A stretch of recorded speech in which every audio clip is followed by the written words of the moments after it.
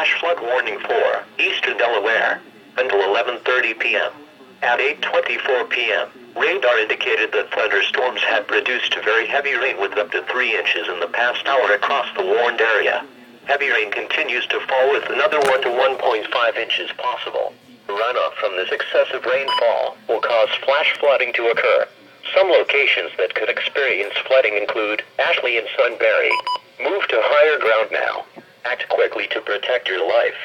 To report flash flooding, go to our website at weather.gov/ILN and submit your report via social media when you can do so safely.